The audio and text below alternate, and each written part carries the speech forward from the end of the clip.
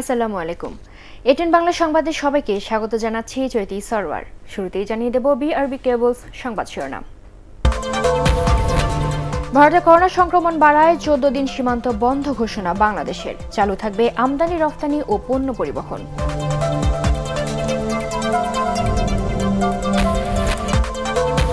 কাল থেকে করোনা টিকার প্রথম ডোজ দেয়া বন্ধ। মে মাসের শুরুতে ভারত থেকে আসবে আরও 20 লাখ ডোজের চালান।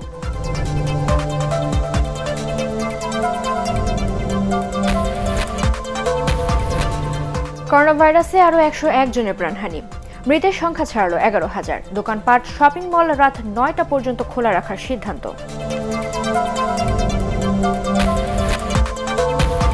বিপাকের দেশে ফেরা 1 লাখেরও বেশি প্রবাসী কর্মী। 4 থেকে 5 মাসের মধ্যে সংকট কেটে যাবে আশা প্রবাসী কল্যাণ মন্ত্রীর।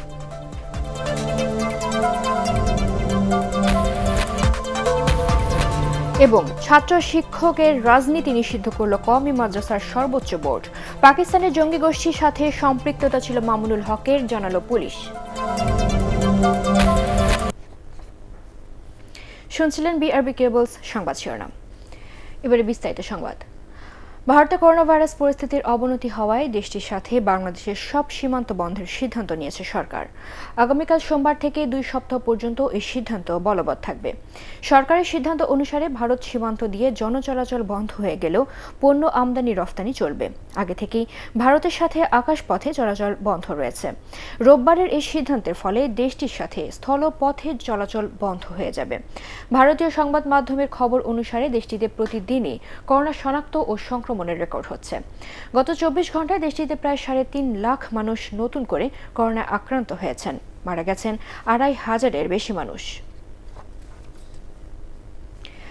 এর আগে কোভিড-19 জাতীয় কারিগরি পরামর্শক কমিটির পক্ষ থেকে ভারতের সাথে সীমান্ত বন্ধের সুপারিশ করা হয়। কমিটির প্রধান অধ্যাপক মোহাম্মদ শহীদুল্লাহ জানান, বর্তমান অবস্থায় করোনার ভারতীয় স্ট্রেইন দেশে ছড়িয়ে পড়লে পরিস্থিতি ভয়াবহ হতে পারে। রিপোর্ট করছেন মইনুল আহসান। যুক্তরাষ্ট্রের পর করোনা ভাইরাসের সাউথ আফ্রিকার ভ্যারিয়েন্ট বা ধরনে নাকাল দেশের করোনা পরিস্থিতি। 1 মাসের ব্যবধানে সংক্রমণ ও মৃত্যুর নতুন নতুন রেকর্ড ভয় আর আতঙ্ক ছড়িয়েছে মানুষের মনে। গত কয়েকদিন ধরে সংক্রমণ কিছুটা কমলেও প্রতিদিনের প্রাণহানির সংখ্যা এখনও উদ্বেগজনক। এই পরিস্থিতিতে আবারও নতুন সংখ্যা দেখা দিয়েছে পার্শ্ববর্তী দেশ ভারতের ট্রিপল মিউটেন্ট বা বেঙ্গল স্ট্রেইন।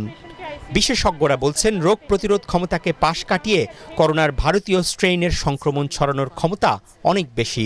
ভারতীয় ভ্যারিয়েন্টেও প্রাথমিকভাবে শোনা যাচ্ছে যে তাদের ছড়ানোর গতিটা বেশি, কিন্তু ওইটা খুব ডেডলি অর্থাৎ জটিলতার দিক থেকে বা ভয়াবহতার দিক থেকে বেশি কিনা এখন পর্যন্ত এই তথ্যটা জানা যায়নি। কোনো কারণে যদি ভারত থেকে এই ভ্যারিয়েন্টটা বাংলাদেশে প্রবেশ করে তাহলে এটা আমাদের জন্য একটা বড় ধরনের উদ্বেগের কারণ হয়ে দাঁড়াবে। ভারতের সঙ্গে আমাদের এখন যাতায়াতটা টোটালি বন্ধ করে দেওয়া ভালো, সীমিত সময়ের জন্য, লম্বা সময়ের জন্য, এবং পরিস্থিতির পর্যবেক্ষণ করে আমরা পরবর্তী সিদ্ধান্ত নিতে পারি। ভারতের উপর নির্ভরশীলতা থেকে বেরিয়ে এসে নতুন সোর্স থেকে কিভাবে দ্রুত করোনার টিকা সংগ্রহ করা যায় তা নিশ্চিত করারও পরামর্শ এই বিশেষজ্ঞের। আমাদের টিকার সোর্সটা মাল্টিপল হওয়া ভালো। চায়না কিছু উপহার হিসেবে দিবে, এই ব্যাপারে আমি মনে করি যে সমস্ত তথ্য উপাত্ত নিয়ে যদি দেখা যায় যে বাংলাদেশে জনগণকে এটা দিলে এটা কোনো অসুবিধা নাই, আমি মনে করি যে এটা একটা ভালো উদ্যোগ, আমাদের নতুন একটা সোর্স হবে। এই জনস্বাস্থ্য বিশেষজ্ঞের আশঙ্কা, শপিং মল খুলে দেওয়ার পর গণপরিবহন চালু হলে করোনা সংক্রমণ আবারও বাড়তে পারে। মইনুল আহসান, এটিএন বাংলা, ঢাকা। আগামী মাসের প্রথম সপ্তাহে করোনা ভাইরাসে প্রায় 21 লাখ টিকা পাচ্ছে বাংলাদেশ। এর মধ্যে থাকবে ভারতের সেরাম ইনস্টিটিউটে তৈরি অক্সফোর্ডের 20 লাখ ডোজ টিকা চালান। এছাড়া জাতিসংঘের টিকা জোট কোভ্যাক্স থেকে আসবে ফাইজারের 1 লাখ ডোজ টিকা। এদিকে স্বাস্থ্য অধিদপ্তর থেকে জানানো হয়েছে, আগামীকাল থেকে বন্ধ থাকবে টিকার প্রথম ডোজ দেওয়া, তবে চালু থাকবে দ্বিতীয় ডোজ কার্যক্রম। রিপোর্ট করছেন মনির হোসেন তপু। সিরাম ইনস্টিটিউট আমাদেরকে লিখিত জানিয়েছে, ওদের যে সিইও এন্ড ম্যানেজিং ডিরেক্টর, যে এমইএ সরকার আটকে রেখেছে, মানে ছাড়পত্র পাচ্ছে না। অগ্রিম টাকা পরিশোধ করেও ভারত থেকে টিকা না পাওয়ায় শনিবার শঙ্কা প্রকাশ করেছিলেন বেক্সিমকো ফার্মার ব্যবস্থাপনা পরিচালক। এর একদিন পরেই করোনা টিকা পাওয়া নিয়ে স্বস্তির খবর দিলেন স্বাস্থ্য অধিদপ্তরের মহাপরিচালক অধ্যাপক আবুল বাশার মোহাম্মদ খুরশিদ আলম। তিনি সাংবাদিকদের জানান, আগামী মাসের প্রথম সপ্তাহে ভারতের সেরামের তৈরি অক্সফোর্ড অ্যাস্ট্রাজেনেকার 20 লাখ টিকার আরও একটি চালান দেশে এসে পৌঁছাবে। একই সময়ে বিনামূল্যে কোভ্যাক্স দেবে ফাইজারের উৎপাদিত 1 লাখ ডোজ টিকা। কোভ্যাক্সের টিকাটা আগামী মাসের প্রথম সপ্তাহে আমাদেরকে দেবে বলেছে।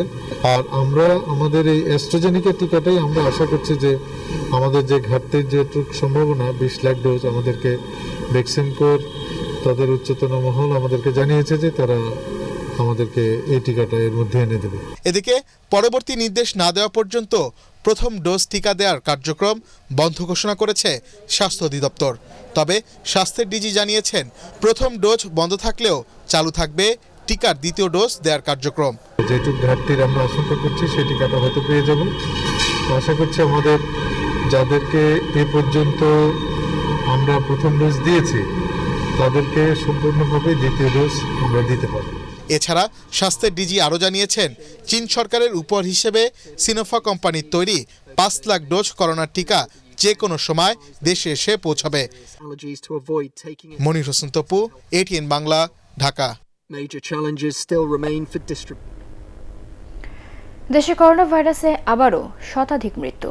সবশেষ 24 ঘন্টায় মারা গেছেন 101 জন। এ নিয়ে করোনা মৃতের সংখ্যা 11,000 ছাড়ালো। এদিন 22,000 নমুনা পরীক্ষা করে প্রায় 3,000 জনের দেহে করোনা শনাক্ত হয়েছে। শনাক্তের হার 13% বেশি।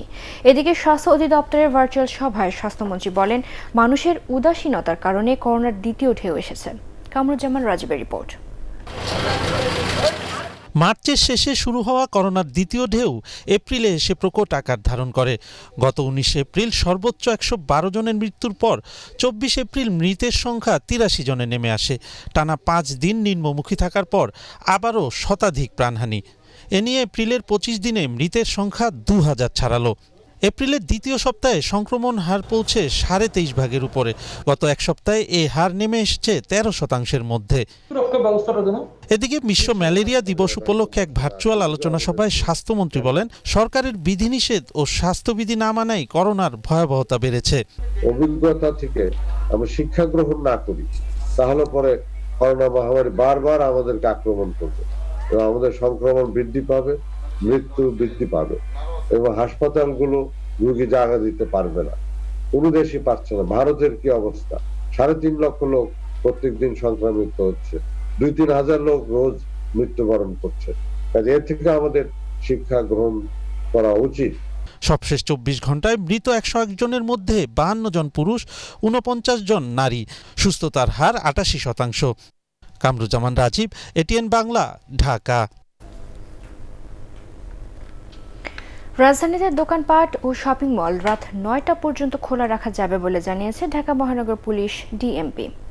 গত 14 এপ্রিল থেকে শুরু হওয়া লকডাউনের বিধিনিষেধ শিথিল করে রোববার সকাল 10টা থেকে বিকেল 5টা পর্যন্ত স্বাস্থ্যবিধি মেনে দোকানপাট ও শপিং মল খোলা রাখা যাবে বলে জানিয়েছিল মন্ত্রিপরিষদ বিভাগ। পরে তাতে পরিবর্তন এনে বলা হয় রাত 9টা পর্যন্ত দোকান ও শপিং মল খোলা রাখা যাবে।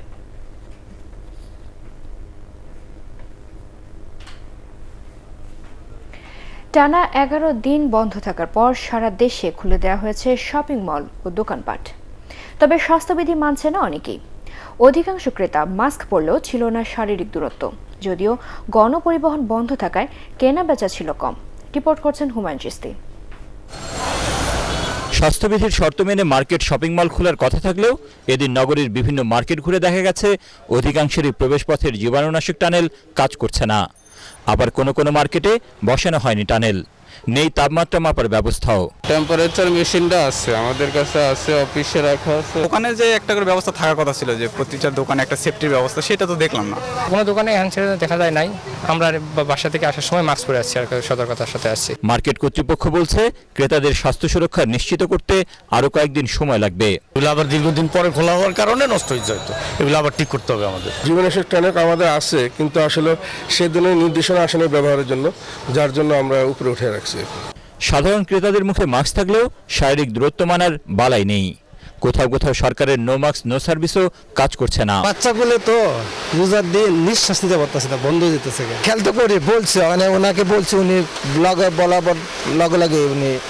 এদিকে সর্বাত্মক লকডাউনে গণপরিবহন বন্ধ থাকায় মার্কেট শপিং মলগুলোতে ক্রেতা উপস্থিতি তেমন নেই। দোকানীদের আশা লকডাউন উঠে গেলে বাড়বে বেচাকেনা। কোথায় যাবে, ওই পাট লাগে, অমুক লাগে, চমক লাগে, এই জন্য লোকজন আসছে না। তাই মনে হচ্ছে যে 1-2 দিনের মধ্যে মনে পরিপূর্ণ হবে। আশা করি কদিন ইনশাল্লাহ কিছু ভালো কিছু হবে। তবে করোনা সংক্রমণের মধ্যেও ঈদের আগে দোকানপাট খুলে দেওয়ায় খুশি ব্যবসায়ীরা। হুমায়ুন চিস্তি, এটিএন বাংলা, ঢাকা। লকডাউন শেষ হওয়ার আগেই ঢিলে ঢালা ভাব রাজধানী জুড়ে। চেকপোস্টে পুলিশের তল্লাশি না থাকায় সড়কে গাড়ির চাপও ছিল অনেক। আরও জানাচ্ছেন মাহবুব কবির চপল। স্বাভাবিক অবস্থায় ফিরতে শুরু করেছে ঢাকা। সড়কে সৃষ্টি হচ্ছে যানজট। লকডাউন এখন যেন অনেকটাই কাগজে কলমে। মানুষের প্রয়োজন বাড়ছে, শপিং মলে যাচ্ছেন ক্রেতা বিক্রেতারা, ফলে চলাচলও বেড়েছে। তবে গণপরিবহন না থাকায় ভোগান্তিতে সাধারণ মানুষ। আমরা এখানে রোদের মধ্যে দাঁড়ায় আছি, যদি যানবাহন চলাচল করতো তাহলে দেখা গেছে আমরা এখন চলে যেতে পারতাম। আগে তো মোটামুটি ভালোই ছিল, এখন তো আজকে তো অনেকটাই অস্বস্তি হতো। এমনিতে রোদ, তারপরে যে যানজট, যে জায়গায় আমরা 10 মিনিটে চলে যেতাম সেটা 1 ঘন্টা লাগতেছে। এখন পর্যন্ত পুলিশের ফেস করতে হয়নি, আলহামদুলিল্লাহ। সড়কে পুলিশের চেকপোস্ট আছে, কিন্তু তল্লাশি নেই।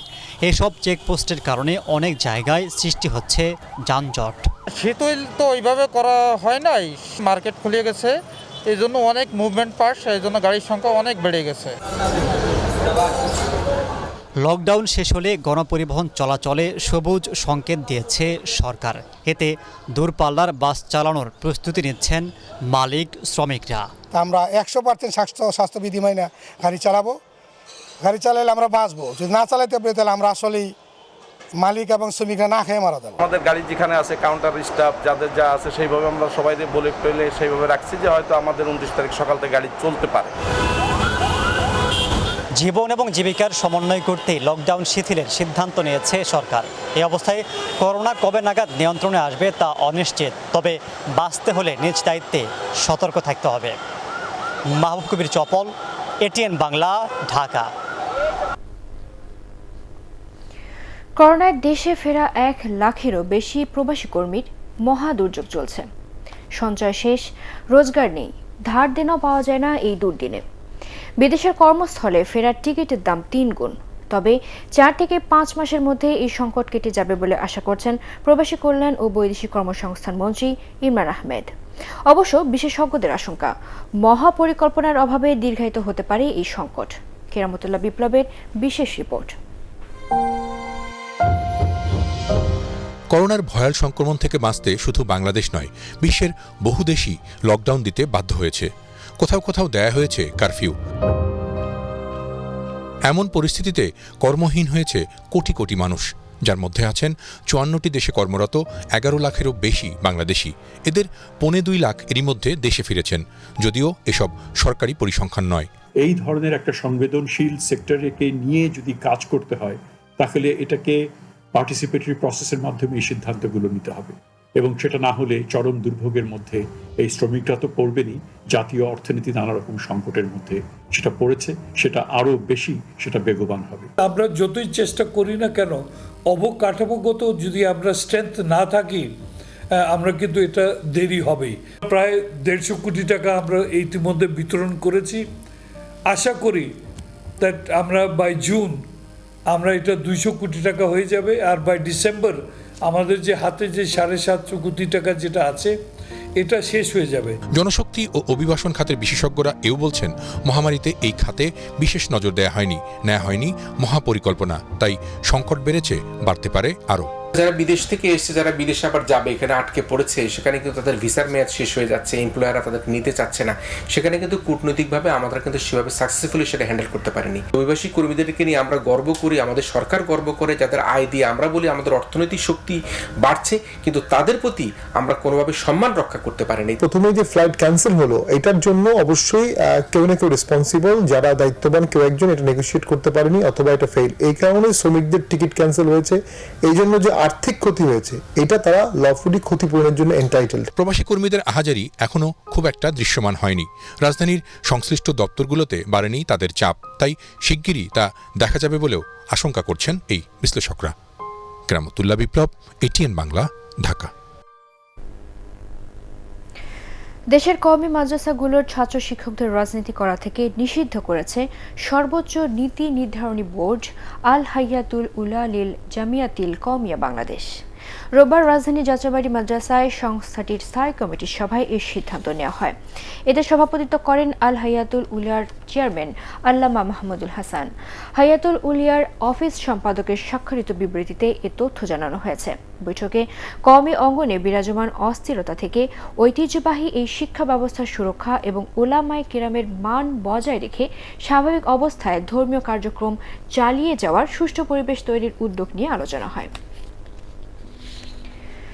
পাকিস্তানের একটি জঙ্গি গোষ্ঠীর সাথে সম্পৃক্ততা ছিল রিমান্ডে থাকা হেফাজত নেতা মামুনুল হকের। সেখান থেকে পরামর্শ ও প্রশিক্ষণ নিয়ে দেশের বিভিন্ন স্থানে বোমা হামলা ও সহিংসতার ঘটনা ঘটানো হতো বলে জানিয়েছেন ডিএমপি তেজগাঁও বিভাগের উপকমিশনার মোহাম্মদ হারুনুর রশিদ। সংবাদ সম্মেলনে তিনি আরও জানান, কাতার, দুবাই, পাকিস্তান সহ কয়েকটি দেশ থেকে নিয়মিত টাকা আনতেন মামুনুল হক। জিএম তসলিমের রিপোর্ট। ডিসি তেজগাঁওয়ের কার্যালয়ে সংবাদ সম্মেলনে হারুনুর রশিদ বলেন, হেফাজতকে সিঁড়ি হিসেবে ব্যবহার করে রাজনৈতিক ফায়দা লুটতে চেয়েছিলেন মামুনুল হক। কওমি মাদ্রাসার ছাত্রদেরকে ব্যবহার করে রাজনৈতিক ফায়দা নেয়ার পায়তারাও করেছিলেন তিনি। 2005 সালে শাপলা চত্বরে যাওয়া থেকে শুরু করে অনেক বিষয়ে রিমান্ডে জিজ্ঞাসাবাদ করা হলে সুস্পষ্ট ব্যাখ্যা দিতে পারেননি মামুনুল হক।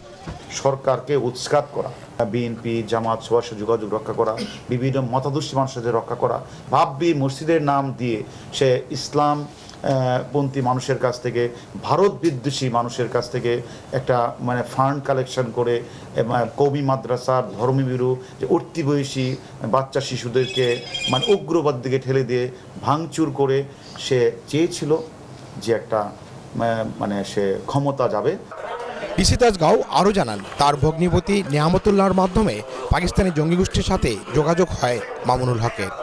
পাকিস্তানি জঙ্গি গোষ্ঠী গ্রেনেড হামলার আসামি এবং জামাতের শীর্ষ 2 নেতার সঙ্গে যোগাযোগের মাধ্যমে কওমি মাদ্রাসার ছাত্রদের ব্যবহার করে সরকার উৎখাতে ছক এঁকেছিলেন মামুনুল হক। তার সাথে পাকিস্তানি একটা জঙ্গি গোষ্ঠীর সরাসরি জড়িত এবং সেটা লিয়াজু মেনটেন করতেন তার আপন ভগ্নিপতি নিয়ামতুল্লাহ। পাকিস্তান গিয়ে সে যে 45 দিন অবস্থান করেছে, ওইখানের একটা রাজনৈতিক দলেরকে মডেল এনেই সে বাংলাদেশে যে এই যে 2013 সালের শাপলা চত্বরের ঘটনা এবং এই পর্যন্ত আজ পর্যন্ত যতগুলি উগ্রবাদী কায়দায় যারা দেশের বিভিন্ন অঞ্চলে সরকারি প্রতিষ্ঠানগুলি ভাঙচুর করেছে। ডিসি তেজগাঁও আরও জানান, বঙ্গবন্ধু শেখ মুজিবুর রহমানের খুনি শরীফুল হক ডালিম ওরফে মেজর ডালিমের সঙ্গে মামুনুল হকের আত্মীয়তার সম্পর্ক রয়েছে। তার শ্বশুরের আপন ভাইরা ভাই হচ্ছেন মেজর ডালিম। গত 18 এপ্রিল রাজধানীর মোহাম্মদপুরের জামিয়া রহমানিয়া মাদ্রাসা থেকে মামুনুল হককে গ্রেফতার করা হয়। 19 এপ্রিল একটি মামলায় তাকে 7 দিনের রিমান্ডে নেওয়া হয়।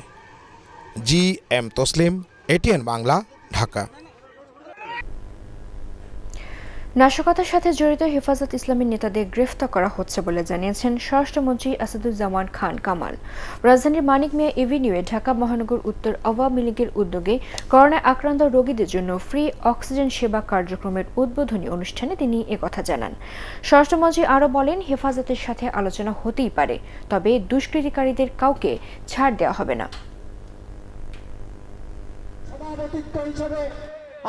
তদন্তের মাধ্যমে আমরা সঠিক প্রমাণ পেয়েছি, এই আন্দোলনে, এই ভাঙচুরে, এই অগ্নিসংযোগে, এই হত্যায় যারাই সম্পৃক্ত হয়েছে, আমরা যাদের ভিডিও ফুটেজে যাদেরকে আমরা দেখেছি তাদেরকে আমরা আইনের মুখোমুখি করছি। আমরা গণগ্রেফতারও করছি না, আমরা কাউকেও হয়রানি করার জন্য গ্রেফতার করছি না। বিষাক্ত কেমিক্যাল দিয়ে কোমল পানীয় তৈরি ও মেয়াদ উত্তীর্ণ বিভিন্ন পণ্য সরবরাহের অভিযোগে এক ব্যবসায়ীকে 5 লাখ টাকা জরিমানা করেছে র্যাবের ভ্রাম্যমাণ আদালত। যাত্রাবাড়ির শাওন কনজিউমার প্রোডাক্টে অভিযান চালিয়ে প্রতিষ্ঠানের মালিককে এই জরিমানা করা হয়। ওই কারখানায় প্রায় 15টি বিষাক্ত কেমিক্যাল দিয়ে তৈরি করা হতো বিভিন্ন ধরনের কোমল পানীয়।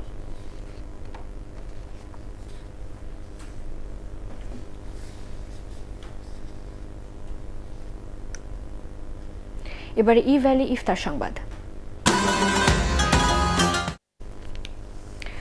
দোকানপাট শপিং মল খুললেও রোববার রাজধানীর ইফতার বাজারে ক্রেতা কম ছিল।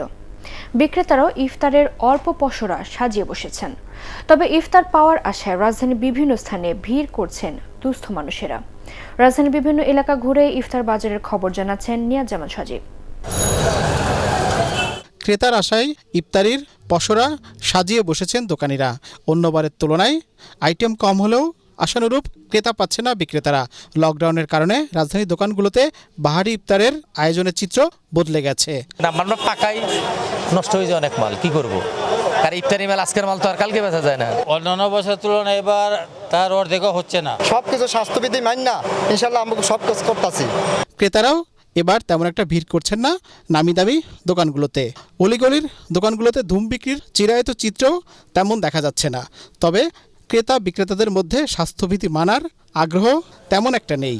প্রচণ্ড তাপদাহের কারণে মানুষের ফল কেনার আগ্রহ বেড়েছে। তার তো বাসায় সবকিছু করা হয়, কিন্তু তরমুজ ভাঙ্গি গেলে তার বাসায় হয় না, এজন্য আসা আর কি। না করোনার কারণে আমরা আজকেই বেরোলাম, যেহেতু দেখলে জিলাপি একটু বাচ্চারা খাইতে চাইতো। ভালো লাগে হালিম, রোজার সময় হালিম নিব না তো কখন নিব? আমি ইফতারিতে নিয়ে যাচ্ছি চিকেন বিরিয়ানি আর এখানে যা যা আছে এখানে অল্প অল্প করে। অনেকেই নিজস্ব উদ্যোগে দুস্থদের মাঝে ইফতার সামগ্রী বিতরণ করছেন।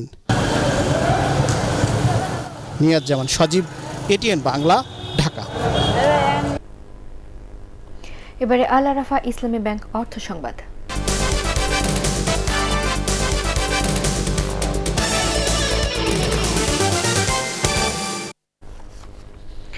করোনার দ্বিতীয় ঢেউয়ের কারণে কর্মহীনদের সহায়তায় 574 কোটি টাকা বরাদ্দ দেওয়া হয়েছে বলে জানিয়েছেন দুর্যোগ ব্যবস্থাপনা ও ত্রাণ প্রতিমন্ত্রী ডক্টর ইনামুর রহমান। করোনাকালীন সংকট মোকাবেলায় ত্রাণ কার্যক্রম নিয়ে সচিবালয়ের সংবাদ সম্মেলনে তিনি কথা জানান। এ সময় জানানো হয়, ঈদের আগে অসহায় 1,25,00,000 পরিবারকে খাদ্য সহায়তা দেওয়া হবে। যে কোনো সংকট মোকাবেলায় সরকারের প্রস্তুতির কথাও জানান ডক্টর ইনাম। জানিয়ে দেব সাহরির সময়সূচি।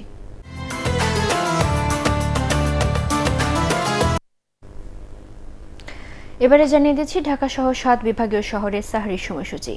ঢাকা ও আশেপাশে এলাকায় আজ সাহরির শেষ সময় রাত 4:10। রাজশাহীতে 4:15, সিলেটে 4:01, চট্টগ্রামে 4:08, খুলনা 4:16, বরিশালে 4:12, রংপুরে 4:09 এবং ময়মনসিংহে সাহরির শেষ সময় রাত 4:07। বাংলাদেশ শ্রীলঙ্কা সিরিজের খবর।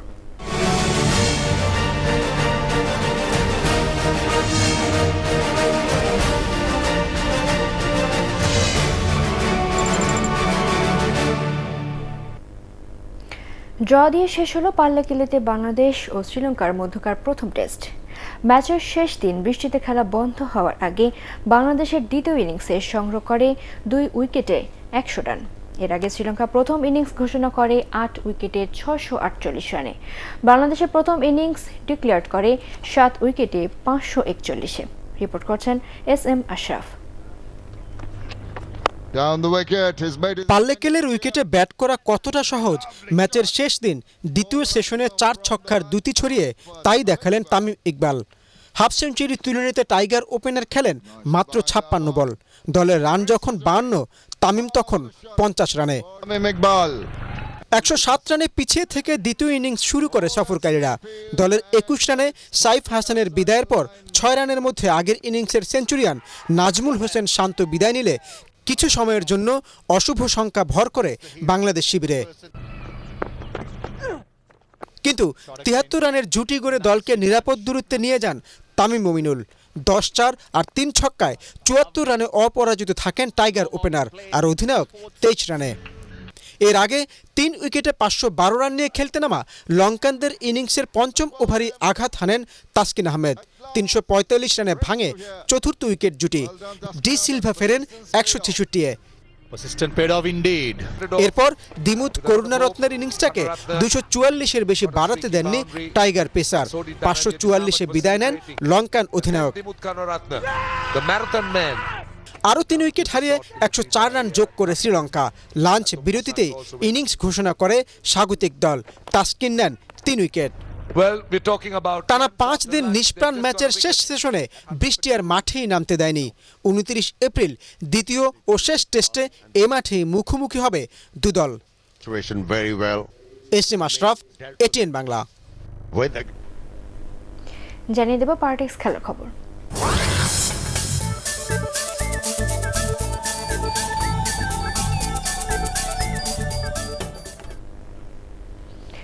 শ্রীলঙ্কার বিপক্ষে প্রথম টেস্টে বাংলাদেশ একটি দল হিসেবে খেলছে।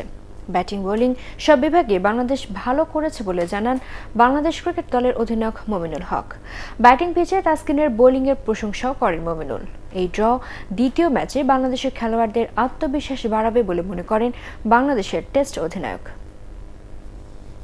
হোম সিরিজ হারার পরে আপনার দেশে একটা টেস্ট ড্র করতে পারেন, আমার কাছে মনে হয় যে ভালো একটা সাইন, যে এটা ভবিষ্যতে আপনার সেকেন্ড টেস্ট ম্যাচে অবশ্যই সবার ভিতরে একটা আত্মবিশ্বাস যোগায়, সবাই একটা ভালো পজিটিভ নিয়ে ভালো জিনিসগুলো নিয়ে এগিয়ে যেতে পারবে। পুরোপুরি জিনিসটা হলো পুরো আপনার কাছে যেটা মনে হয় একটা টিম পারফরমেন্স ছিল, সবাই টিম দলগতভাবে খেলতে পেরেছে। তো আপনার বাংলাদেশ টিম যখনই আপনার দলগতভাবে খেলতে পারে তখন টিমটা ভালো অবস্থায় থাকে, যে ভালো কিছু করার থাকে। শেষ করার আগে বিআরবি কেবলস সংবাদ শিরোনাম জানিয়ে দেব আর একবার। ভারতে করোনা সংক্রমণ বাড়ায় 14 দিন সীমান্ত বন্ধ ঘোষণা বাংলাদেশের। চালু থাকবে আমদানি রফতানি ও পণ্য পরিবহন।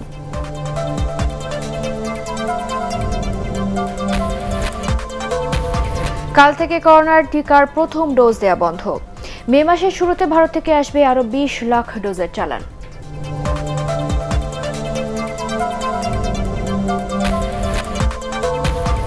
করোনা ভাইরাসে আরো 101 জনের প্রাণহানি। মৃতের সংখ্যা ছাড়ালো 11,000। দোকানপাট, শপিং মল রাত 9টা পর্যন্ত খোলা রাখার সিদ্ধান্ত।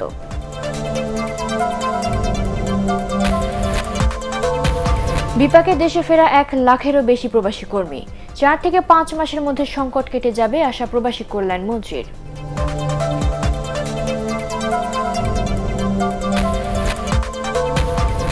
এবং ছাত্র শিক্ষকদের রাজনীতি নিষিদ্ধ করল কওমি মাদ্রাসার সর্বোচ্চ বোর্ড। পাকিস্তানের জঙ্গি গোষ্ঠীর সঙ্গে সম্পৃক্ততা ছিল মামুনুল হকের, জানালো পুলিশ।